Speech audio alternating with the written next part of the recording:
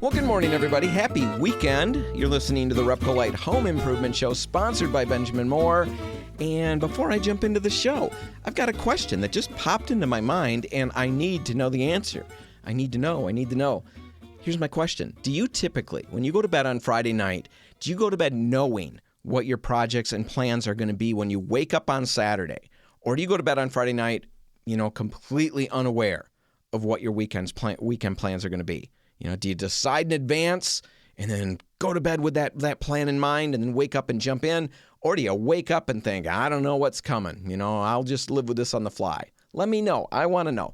Email radio@repcolite.com, and I'll take the third answer, and that person is going to receive a $50 gift certificate to RepcoLite. Doing that just because I'm feeling big-hearted and curious, strangely curious. So email radio@repcolite.com and let me know, are you a planner in advance or are you a seat of your pantser? Third person to email gets $50. All right, enough of that. Though, like I said, I'm curious to hear the answers. I'm betting, my money's on the fact that there are more planners than seat of your pantsers, but I'll find out, and I'll let you know. All right, coming up on the show, we're going to be talking at the end of the show about how the wrong air filter can shorten the life of your furnace. Won't. Nobody wants that.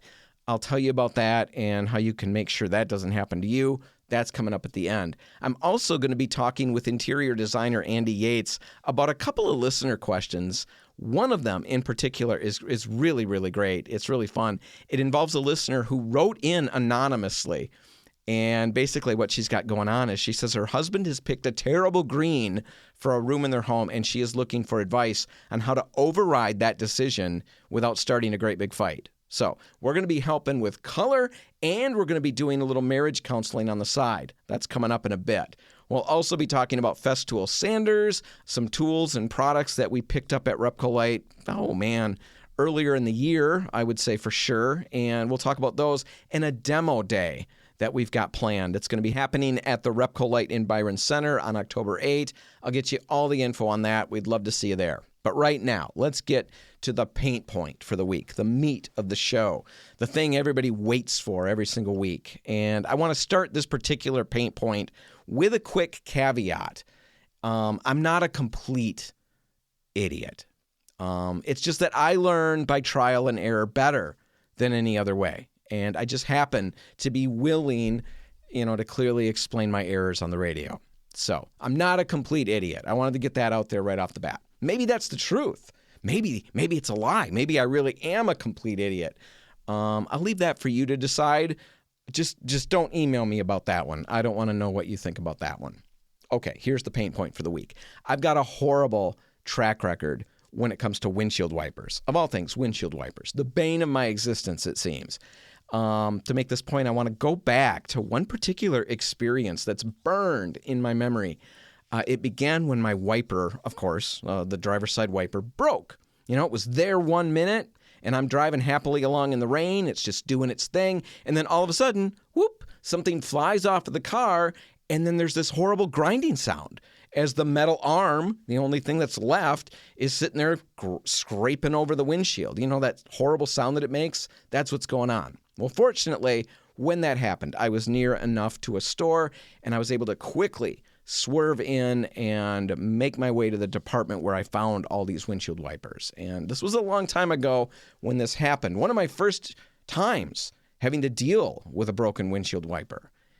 So it's new ground for me that I was covering. And when I walked into that little department, I was blown away by the number of options. It was ridiculous. There were so many different windshield wipers to choose from. Not just all the millions of sizes that were available, but all the different price options and brands. It was crazy. So I'm standing there looking at them, trying to figure out what to do, looking over all these options. And after weighing them carefully, I decided to go with the cheapest ones that I could find. They're windshield wipers, right? How technical can these things be? I think the ones that I bought cost $4 each, something like that. Anyway, I snagged them, marched out to my car, and then began what felt like a 40-minute battle in the parking lot, in the rain, to figure out how in the world to get the one remaining one off and then the new ones on. Eventually, I figured it out, and I drove away wet but happy. All right, flash forward ahead, maybe 2 weeks. It was not long. I'm driving around. More rain. One of those Michigan falls. Lots of rain coming down. I flick on the windshield wipers, and one of those little rubber flaps, the little squeegee part of the wiper, it's flopping all over the place on my windshield. And then as I'm watching it, trying to figure out what is happening. What is that thing? Is that a worm? How did that worm get on my... Well, as I'm thinking about all that, trying to figure out what this thing is, whoop, there it goes. The little rubber thing shoots off and zips away over my car. Now, the wiper's still there. It's still going back and forth, but there's no rubber blade. So it's really just smearing rain all over the glass. Well, fortunately, again, I was near enough to a store. You know the drill. I swerved into the place, went straight to the rack of wipers, and then I bought the most expensive wipers that I could find. I went out to the car, installed them with less trouble than before, but by no means smoothly. And then I finally, once they were in place, finally drove away and merged onto the highway. All right, rain is still pouring down, and I turn on the windshield wipers, and then this feeling of intense satisfaction sets in. I'm watching them as they perfectly clean my window. It was like looking at the world in high definition, after watching all this fuzzy for a while, just seeing what real, good, high-quality windshield wipers will do. I'm looking at that and I'm telling myself that this is the way to live. Don't try to save money on windshield wipers. It's not worth it. Not when you can have, and right as I'm in the middle of that thought, whoop, my windshield wiper shoots straight off of that little arm again and then disappears somewhere behind me on the highway. The rain-smeared windshield and then the wiperless arm, is once again scraping metal over glass. Windshield wipers. First I went cheap and I suffered. Then I went to the best there was. I dropped the money and I put them on incorrectly and watched my money fly off the car at 70 miles an hour. And that brings me to, well, first off, I'm not a complete idiot. Maybe I am. At this point, who knows? Now that I relive that story in my head, might just be a complete idiot. I might just have to buy into that fact. But let me get to the pain point. And this particular pain point, believe it or not, is about masking tape. And I think masking tape is the windshield wiper of the paint world. First off, there's a bazillion options. You walk into the store, you wander over the tape aisle, and you're confronted with all kinds of choices that you get to make. There's cheap options you can go with, expensive options in little plastic containers. What's up with that? All kinds of things that you can do. What do all these different tapes do? Why would you get this one and not that one? Which one's right for the project you're working on? Well, on top of all of those questions, you can end up buying a good quality tape, but if you don't put it on the surface correctly, it doesn't work as well as you'd like it to. It's kind of like my expensive wiper that wasn't installed well. Little good it did me. However, interestingly enough, this is where the whole analogy with the wipers breaks. Interestingly enough, there is one option out there when it comes to tape. It's the priciest option, but it works almost every time, even if you don't put it on as well as some of the other ones. We'll get to that in a little bit. All right. For now, let's take a look at the different kinds of tape that are out there and help you understand which one's right for you. And while I can't hit all of the different kinds, I can hit the basics. The cheapest tape is a basic brown masking tape. Then you've got blue painter's tape. That's the middle of the road, next step up. And then finally, there's a number of different kinds of FrogTape. Now, I'm being really generic here, but I think it's still good enough information to help you out. That basic brown tape, let's go back to that. It's not ideal to use when you're attempting to mask off areas when you're painting. Now, it's good for taping together, things like large sheets of paper, maybe that you'd roll on the floor to protect the floors while you're working. It's good for things like that, but it's really not the best for using it on your walls. Now, it can work, but after testing all the different kinds of tape that we offer, I did a lot of testing with all these different tapes. And when I did that testing, this brown, basic brown masking tape, it always, 100% of the time, produced the worst results. No matter what I did to try to seal it tightly against my surface, I always ended up with bleed through, which is really the whole reason that you're taping in the first place, to avoid that bleed through. So the basic brown doesn't work really well for that. And additionally, you have to remove it much sooner than the other tapes. And even when you do that, it tends to remove with more difficulty. I know people use it, but I really think this is one of those things, where we think that all tapes are roughly the same. So why spend more? That was me and my cheap windshield wipers. All right. That's the cheapest brown, basic brown tape that there is out there. The next tape up from that is the blue painter's tape. Now, this one's pricier than the basic brown, but it's still cheaper than the FrogTape, which we're going to get to in a minute. So this one's right in the middle. The blue painter's tape, it's much nicer to work with than that brown stuff when it's applied correctly. When you put the tape on your surface and then go back over the edge that's going to be painted up to, if you go over that edge with a putty knife or maybe your fingernail to really seal it well, when you take the extra time to do that, take that extra step, this tape works really, really well. And in my experience, it prevents pretty much all bleed through. Now, if you don't, take the time to press that edge down tightly, if you just apply the tape and then paint up to it, you're going to experience more bleed through. Not as much as the brown, cheaper tape, but definitely more than if you seal that edge with a putty knife or your finger. It's kind of like my more expensive windshield wiper. Having the better wiper isn't as important if you don't install it correctly and then you end up losing it. Now, I'm stretching like a gymnast to try to make that fit, but you can see what I'm getting at. The blue tape can give you great results. Just take the time to press those edges down well. Another benefit to the blue tape is that it can be left on that surface for up to 14 days and it will still remove cleanly. Now, all in all, it's an ideal choice if you're trying to save some money on your project, but you still want really good, high-end professional results. So that's the blue tape. Finally, last tape I want to talk about. Let's talk about FrogTape. It's the more expensive of the different options out there, and there's a reason for that. FrogTape is made with something called paint block technology. Basically, the tape is treated with this super absorbent, polymer that reacts with water in your water-based paint. So when the water in the paint comes up to that edge of the tape, that polymer instantly reacts and it instantly gels and forms a seal on the edge of the tape, and that prevents bleed through. Now, as I mentioned, I did a fair amount of testing with all the different tapes that we've got, and what I found was that no matter how I applied that cheap brown tape, that first one we talked about, no matter how I put that on, I had bleed through. If I just applied the blue painter's tape and painted up to it, just put it on and painted right up to it, I had some bleed through, but it was still much better than the brown. When I used a putty knife to press the edge of the blue tape tightly to the surface and then painted up to it, I had almost no bleed through. With FrogTape, I had pretty much no bleed through no matter how I applied it. If I used a putty knife or not, the paint block technology really did a good job to prevent that bleed through.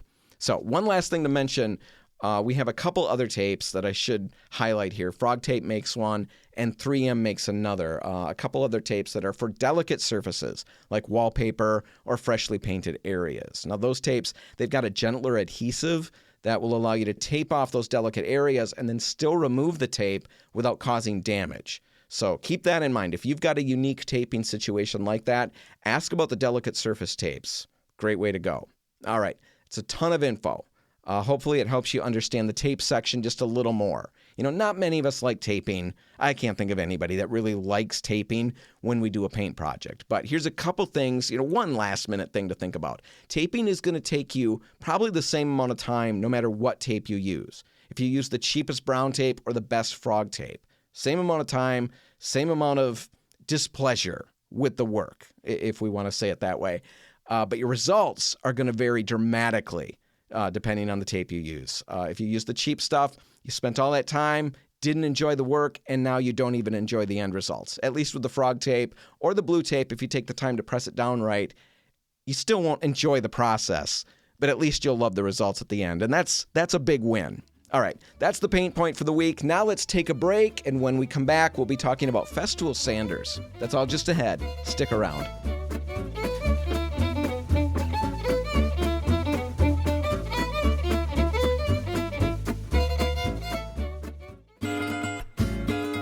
Welcome back. You're listening to the RepcoLite Home Improvement Show, sponsored by Benjamin Moore. And my dad, he was a major, big-time woodworking hobbyist when he lived at his previous house. And it's kind of crazy. He just did fun stuff, nothing fancy, but he enjoyed it immensely. My entire family, they're all laughing. So there's inside jokes about this. Dad loved it so much. He'd spend forever in the basement doing woodworking stuff. Then he moved to the condo that they're in right now. And when Dad began packing up all his tools, he found an insane amount of sawdust that had collected over the years. Now, you have no idea how much sawdust. In fact, just imagine what you think of as an insane amount of sawdust lurking, behind every piece of equipment, every shelf, every bookcase. Imagine that.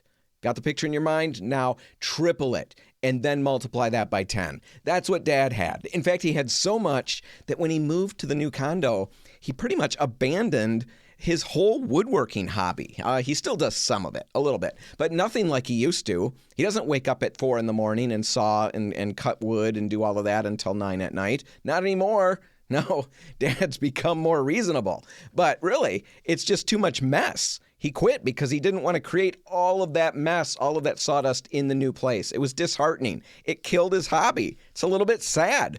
Mom's not crying too many tears, but in a way, it's a little bit sad. So I bring that up because there are many others of you out there like Dad. Maybe not quite that insane, but, maybe you're a woodworking hobbyist and you'd like to create less sawdust in your basement. Or maybe yours is a different situation. Maybe you're a professional painting contractor or a woodworker and you'd like to do more to keep the shop clean or the client's home or office clean when you do work out there. Well, at RepcoLite, we now carry Festool equipment. There are a lot of different options when it comes to Festool, and we don't stock all of it. By any means, we don't stock all of it, but we can certainly order anything from orbital sanders. Now, we stock the orbital sanders, but you can get anything from orbital sanders to drywall sanders, to circular saws and table saws. I mean, it's all over the place. Pretty much, if there's a tool out there that you could use, Festool has created a version that they sell. And best of all, every single piece of equipment, every Festool piece of equipment can be connected to the various Festool vacuums that are available. Now, Festool tools, they're well known for being high quality, but really, it's their crazy success at dust extraction that's their claim to fame. Now, whether you're a serious hobbyist or a professional, you really should check out what Festool has to offer. Just look online, do some research. You don't have to hear me say it, just go look for it. And when you do that, what you're going to find pretty much across the board is that the reviews are through the roof. Amazing dust extraction abilities, great build quality, great performance, all of that. The big downside, the big con that you're going to run into is usually the price. They're not inexpensive. And the people who buy them, the professionals and the serious hobbyists out there, they buy them seeing them as an investment. These are tools that are going to do the job. They'll do it with significantly less dust than you would ever expect, and they'll do it for a long time. Now, I used a Festool orbital sander and the vacuum system in my house recently to do some sanding in my living room. I talked about it on the show a few months ago. I sanded in the living room for about 2 hours or so on a variety of different surfaces. I had some peeling paint I was sanding, some plaster areas, some wood furniture that I brought in that I did the sanding in my living room with the vacuum going, and it was amazing. I had no noticeable dust collecting anywhere. It was almost completely removed by the system. It was great. So, I know the economy isn't exactly booming right now, and this is a premium tool, and it's probably outside the range of a lot of budgets. But if you love woodworking, or if you do sanding and other work on a regular basis for your profession, these are tools that really could be easily worth the investment. We've got them on the west side of Michigan at our Lakewood Boulevard store in Holland and at the Byron Center location. And if you're interested in seeing what Festool could do for you, either at home or on the job, just stop out at our Byron Center store on Tuesday, October 8th from 10 to 2. We're hosting a demo day. Experts from Festool are going to be there, and they're going to bring a ton of different, pieces of equipment, and they'll be running it, answering your questions, and letting you try it out. That's October 8th from 10 to 2 at our Byron Center location. I've got more info, if you're interested, more info online at RepcoLite.com, so check that out. All right, let's take a quick break. When we come back, I'm going to be in the studio with Andy Yates from Andy Yates Design, answering some of your design questions. That's all just ahead. Stick around.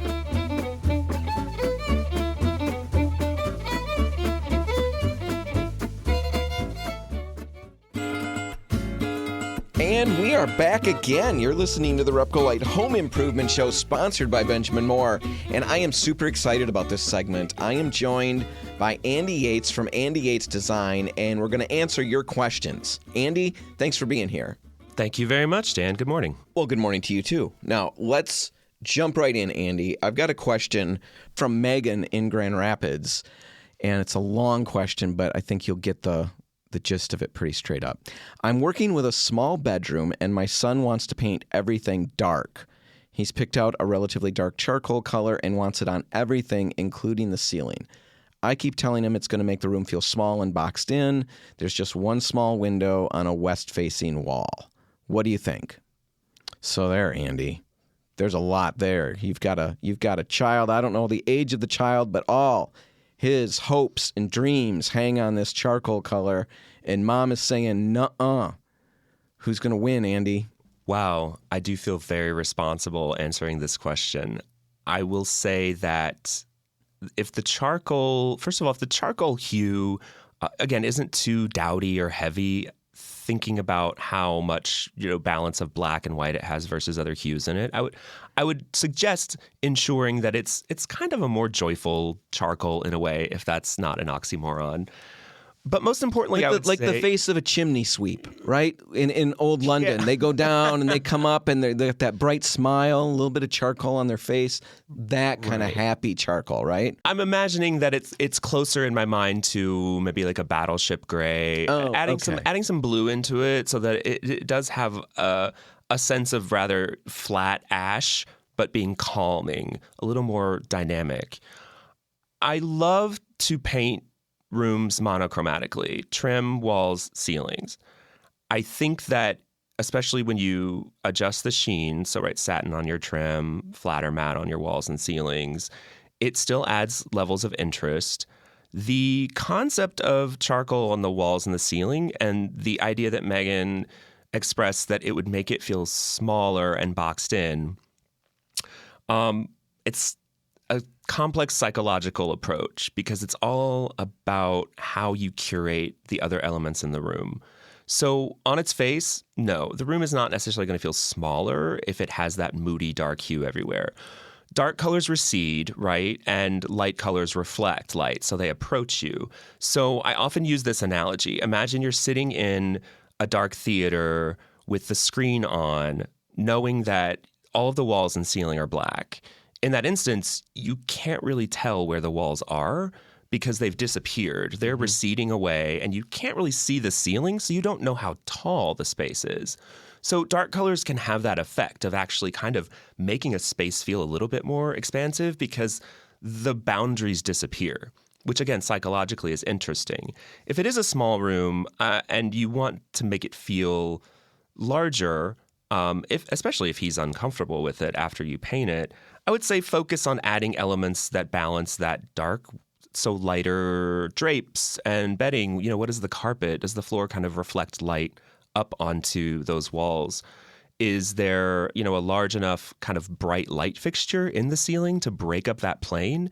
And of course, don't forget art, especially in that arena, art that imbues more color or that feels like it has a lot of like white or lighter tones in it to help balance everything, right? So again, there's no wrong color to use on walls necessarily and ceilings. It's really about how the elements are all crafted together to be cohesive.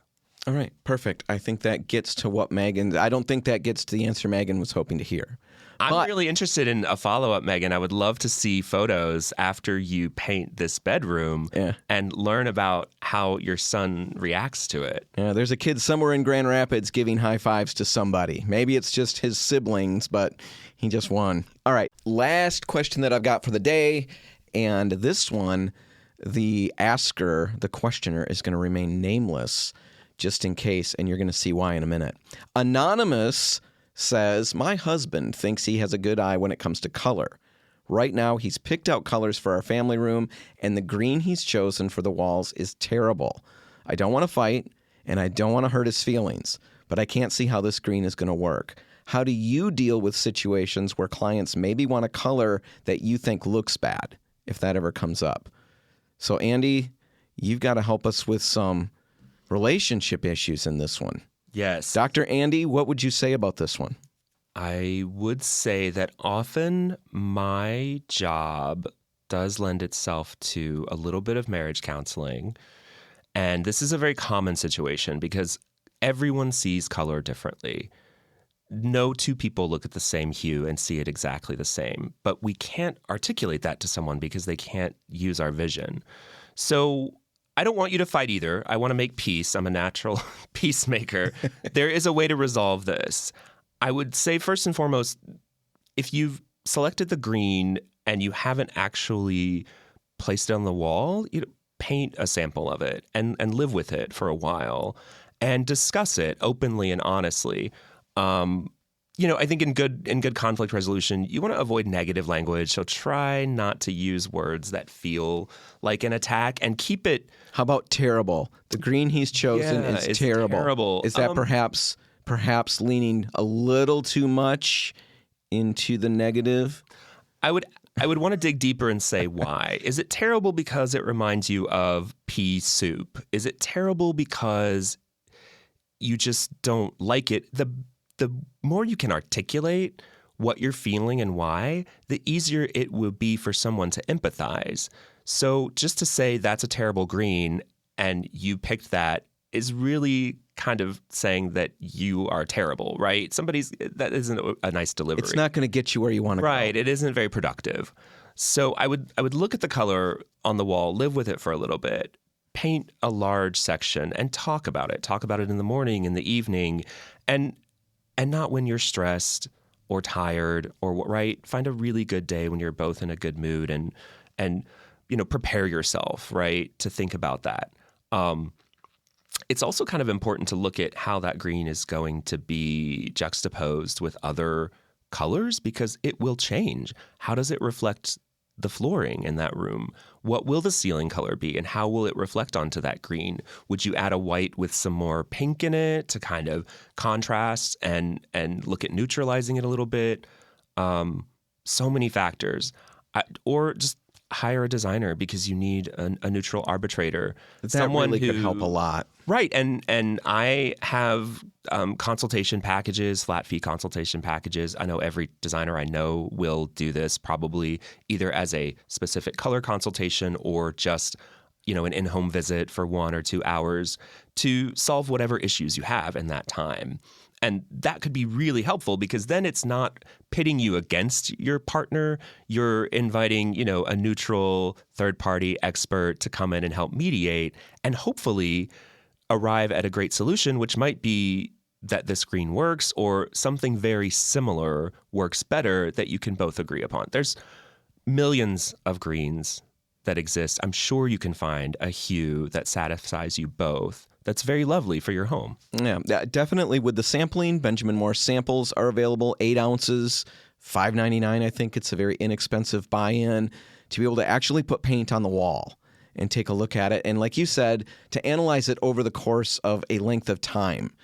Don't just look at it during one particular moment because as lighting changes, you got to live with it for a little bit to see what that color's going to do as time goes by. Right. And I wonder, too, Dan, if in their situation, Anonymous and Anonymous's husband, if in your situation, I'm very curious about what windows are in this room and how much green do you see in the exterior? So are you in a wooded setting? Do you have a really lush green lawn and trees? That's why it's really important to see it in the space because that's going to affect what you might really love about your view or what you might love, again, about the finish on your floor, that stain or that color. So it's so personal. I think that's the best way to approach it. And I'm curious about what it is because greens are generally so lovely and beautiful. We're really naturally hardwired to love nature. Mm-hmm. I'm curious to know why this one strikes her as being quote unquote terrible. All right. Well, maybe we'll get some send follow-up. Photos. Yeah. I would love it. Anonymous, send photos, please, of this green. If we get this, we will air a follow-up and get more answers from Andy. All right. That's all the time we've got. A lot of questions that you covered. Andy, I appreciate it. I definitely would encourage any listeners out there, if you've got questions, now you've kind of seen what we're working through and what Andy's going to do with those questions. If you've got questions, even if we don't have a segment coming up in the next week or two, get those questions to me, radio@repcolite.com. Just ask them. I'll get them to Andy, and the next time we sit down together, I'll throw them your way. Now, Andy, if our listeners want to reach out to you, check out your website, get some... Yeah, because I know you've got a lot of photos, blogs out there, all kinds of different stuff. How do they get in touch with you that way? You can find our website at andyyatesdesign.com, and we are also on all of the socials at Andy Yates Design. All right, awesome. I'll put links in the show notes so people can check it out. Andy, thanks for hanging out today.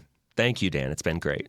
All right, we're going to take a break. When we come back, I've got some information that will help you potentially extend the life of your HVAC system, or if you're so inclined, I could help you shorten the life of your HVAC system.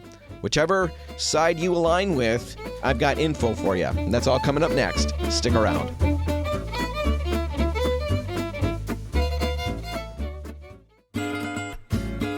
And we're back. You're listening to the RepcoLite Home Improvement Show, sponsored by Benjamin Moore, and we've officially entered fall, right? I think so, right? Looking at the calendar confirms that I'm correct. As of September 22, we're in fall, and that means, amongst other things, means we can't wear white anymore, right? Can't wear white anymore. And this year, I am finally ready for it. I invested ahead of time with this in mind. I invested in several assortment packs of underpants in various colors. You know, in previous years, it was always a struggle. You know, every morning I wake up and I'd stand there looking at a drawer full of white underoos, and I'm left wondering what to do. It was a conundrum. It was a dicey proposition. What do I wear? You know, what if I'm in an accident? Mom always talked about that. Make sure you've got clean underpants on in case you're in an accident. Always wondered about that. You know, I figured if I'm in an accident, it's probably the last thing I'm going to be thinking about. But, you know, as an adult, that's really where my mind goes. Sir, your leg is missing. That's fine, but check out my underpants. They are spotless. They are pristine. Anyway, sorry about that. Sorry about everything that's still to come. But anyway, trying to get back on track here. I guess I'm thinking if I'm in an accident and I'm in the hospital, I don't want them seeing my white underoos and thinking, what's this guy thinking?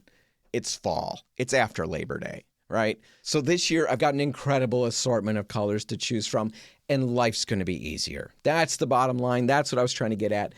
Life's going to be easier. So I'm breathing a sigh of relief there. But with fall, let's transition to important things. With fall, serious face on now, everybody. There are all kinds of other things, you know, that we need to think about. Those of us who are homeowners, and pretty much shows like ours, like this one, is going to really start hammering everybody with lists of things to do this fall. It's coming. You know, we're going to pile on all kinds of jobs to help you get your homes ready for winter. But before we go crazy into all those jobs, let's just talk about one simple job that you're sure to hear about soon. And I'm talking about the nagging that you're going to get about changing your furnace filters. It's coming. It's one of those homeowner tasks that's important to do, but which a lot of us forget about, you know, or we just don't even think about it.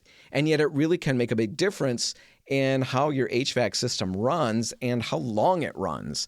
And speaking as somebody who just replaced his furnace and air conditioner, let me just assure you, you know, from an economical standpoint, you want your HVAC system to run as long as possible. So if changing your furnace filters regularly is going to help you eke out even just a couple more months out of the thing, it's worth it.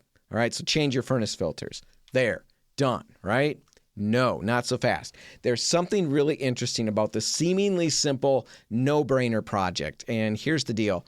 I think last year or so is when I stumbled on this. I was listening to another home improvement show out there, a national show, big time, right? So a competitor. And I'm listening to what they're talking about and how they're doing it. And in the midst of all of that, I listened to this caller who's having a problem with dust in his home.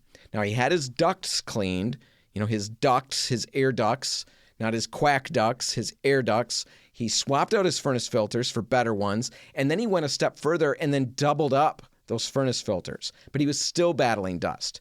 So he's got that issue going on, and the show's experts give him two main recommendations. First off, he can install a whole house air purifying system, or he can switch to furnace filters with a higher MERV rating. Now, I love that it's a MERV rating, M-E-R-V, MERV. It's a great name. You know, I picture an older guy, kind of a happy face, probably a bigger than usual nose, but just the kind of guy you want to talk to, MERV. I love it. Love that name. If you're in the situation where maybe your kids are looking for a name, a baby name, maybe you are looking for a baby name, MERV, just saying, just throwing it out there. I haven't claimed it. I don't have that situation coming up, but if you do, MERV might be something. Anyway, unfortunately, MERV ratings have nothing to do with people named MERV, with the name, with anything that I just talked about. But they're still important, and sometimes they can be a little misunderstood. Not unlike, you know, real-life MERVs. But anyway, let's explain what a MERV rating is. Most modern furnace filters are going to have a MERV rating on the packaging. Now, that rating stands for the minimum efficiency reporting value, which sounds super fancy, right? But it's really straightforward. It's just a measure of how effectively a filter traps dust and other particles before they make their way to your HVAC system. Now, something that may or may not be news to you, initially, years and years back, that was news to me, your furnace filter is primarily there to protect your equipment. It's not there to filter the air going into your home. It doesn't do that at all. Or at least if there is an impact on air quality, it's kind of a bonus effect. But the main purpose of the filters in our systems is to protect the equipment. All right, with that being the case, we can see that the recommendation of the other, the competitive National Home Improvement Show, we can see that their recommendation, while it may not be great for reducing dust in the home, it's certainly probably not a bad recommendation, right? If the caller goes with a filter with a higher MERV rating, it may not dramatically improve the air quality in his home, but at least the better filter is surely going to remove more and more particles and protect the equipment longer, right? Well, that's where this gets even more interesting. It turns out that the higher MERV filter can actually cause problems. As we just said, it will definitely trap more contaminants, but it's also going to restrict airflow. And good airflow is pretty much the lifeblood of any efficient HVAC system. When you cut that down, you can actually reduce your indoor air quality and also end up putting a strain on your system, leading to potential breakdowns or higher energy costs. Your system needs to be able to breathe. Think about it that way. And you're restricting that by slapping this overly restrictive filter on it. It's a simplified way to think about it, but I think it helps. So the idea that upping your MERV rating on your filters is magically going to solve your dust issues, well, it turns out it's really not that simple. In fact, putting in an air filter with a MERV rating higher than what your system really calls for actually can be kind of harmful. It can be a case of trying to fix one problem and, creating another, potentially bigger one. So what do you do? Well, I guess a number of things here. If we're talking about the dust problem in the home, if you're set on better air quality, I guess the first thing I would do is just check to see if there are other options that could help you out. Dig into room air purifiers, small scale, or better yet, like that national show recommended, look into whole house purifier options. Ask about them. Find out what works for your budget, what works for your situation. Maybe there's something out there. Or it may be worth it to ask an expert about duct cleaning, to find out if that's something that could help your situation. In the instance that we talked about, it doesn't seem like it was the solution, but for you, it might be. Now, another thing to think about, if you're not sure which MERV rating is best for your system, or maybe if you've previously swapped out your air filters and installed new ones based on finding ones with the highest MERV rating, thinking that you were doing a good job, if that's your situation and you're not sure which one you should go with, you could first check the owner's manual, the manual for your furnace, for your HVAC system. And if that doesn't work, you could always reach out to your HVAC specialist. They'll let you know what MERV range is safe for your specific system and get you back on track. One last thing to think about here. Just remember, more isn't always better. Over-restricting airflow can lead to more problems than it solves.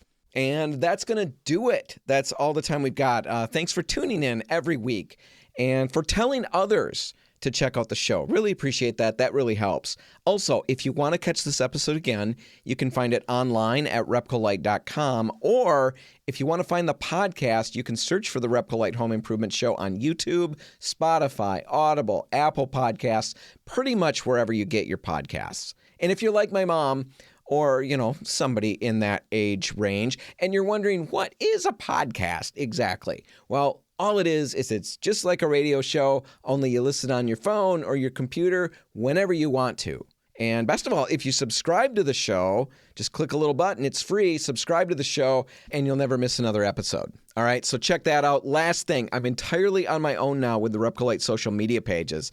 It's a world that I don't dabble in very often, very regularly. So if you want to watch me potentially crash and burn in real time, just find all the RepcoLite pages, Instagram, Facebook, YouTube, TikTok, and then like, follow, and subscribe, and then just sit back and watch the show.